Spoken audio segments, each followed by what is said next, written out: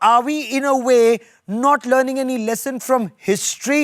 1948, we were told we were just about to get back. Pakistan occupied Jammu and Kashmir and we went to the United Nations. In 1965, we agreed to Tashkent. In 1971, we did not sort out Jammu and Kashmir. And now, once again, when Pakistan was virtually on its knees, we've agreed to a ceasefire. You're right. It underlines India's long political tradition of snatching defeat from the jaws of victory. Snatching defeat from the jaws of victory has become a recurring pattern, which is why India continues to repeat history. We never learn from history, so history repeats itself. 1948, 1954, 1960, 1966, Haji Pir being returned, then becomes the launch pad later for Pakistan to infiltrate terrorists into India. Similar, 1972, we give away our war gains at the negotiating table without securing anything in return from Pakistan. 2021, we vacate the strategic Kailash Heights, forfeiting our only bargaining chip in negotiations, and then we agree to Chinese-designed buffer zones in Ladakh areas. And now, Operation Sindhu. Operation Sindhu had such powerful symbolism of India's women avenging the murder of 26 husbands. And yet, today, the way we ended this operation, after the Pakistanis even fired a missile at Delhi, leaves many questions unanswered.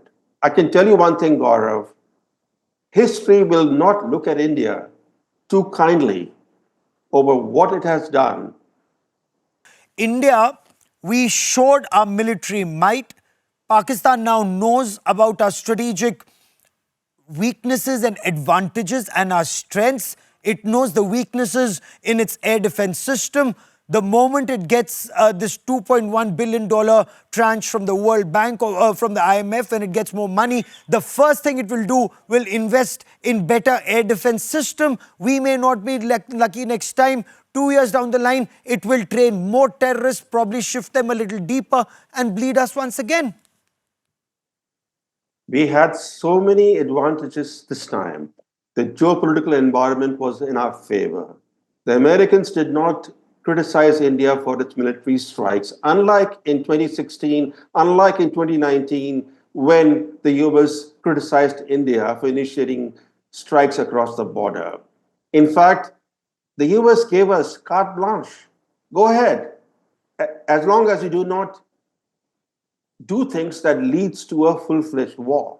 So we had an open field. We decimated, as you point out, we decimated their air defense systems, their radar systems. We could have devastated the Pak military. We could have humiliated them, which is what our objective should have been. Absolutely. Humiliating the Pak military that has oppressed the Pakistanis for decades. A humiliated Pak military would have faced the wrath of the Pakistani people. It would have been our salvation. And today, we allowed the Pak military to save face. Are you saying that we have snatched defeat from the jaws of victory? Isn't that a bit excessive, particularly given that it's just been a few hours? Maybe we don't want to go down and escalate. We don't want to go up an escalatory spiral. That's as simple as that. Well, first, in modern world history, I have never come across a very short military campaign. This campaign by India lasted only 3 days. 3 days. In 3 days, no military campaign can achieve any real objective. The Prime Minister laid out what India's objectives were. He publicly laid out those objectives. And in 3 days, we decided to terminate this military campaign without having accomplished any of those objectives. Even though as the stronger side, India was in a position to escalate or de escalate at a time of its choosing.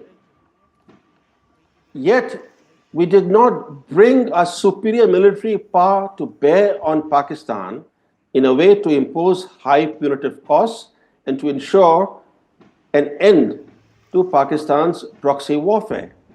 Just when we had degraded Pakistan's air defenses, we had damaged or destroyed some of their key military bases.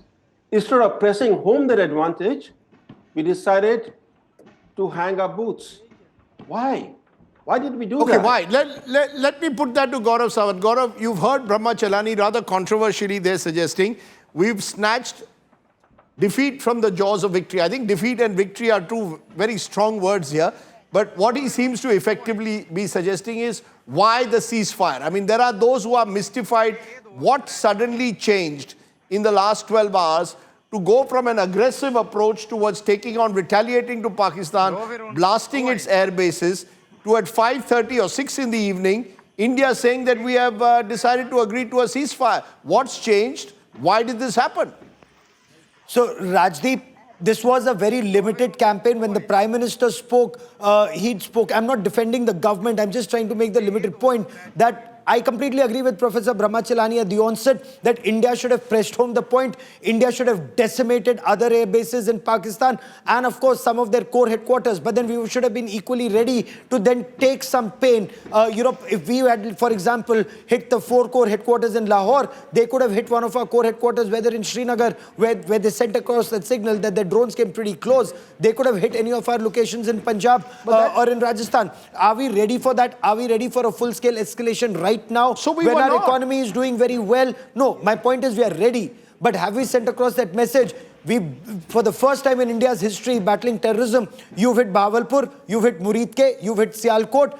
You've sent across that message. Each time Pakistan tried to do something, you were one up. You've hit him on 11 of his military bases.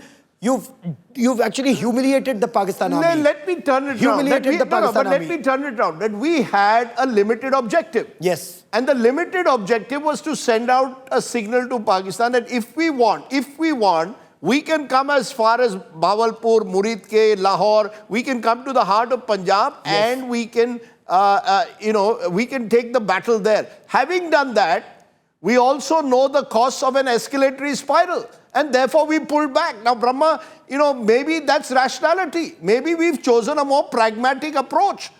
At a time when we want to focus, that we were being led up an escalatory spiral, perhaps some thought by Pakistan, and many believe Pakistan goaded by China, we didn't want to go down that route. That's why we agreed to pull back. We've sent out the message and then pulled back.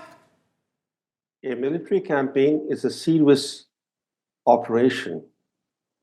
There's nothing like demonstration that we can reach Bahawalpur or we can reach Rawalpindi.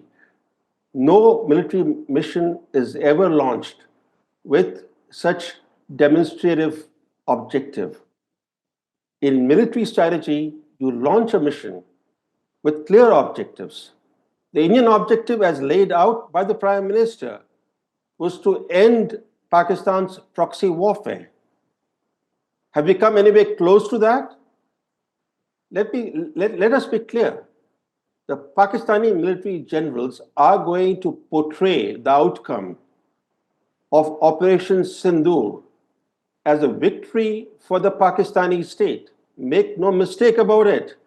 They have always looked at India as a weak-willed nation. They have tried to make up the power asymmetry with India through stronger political will.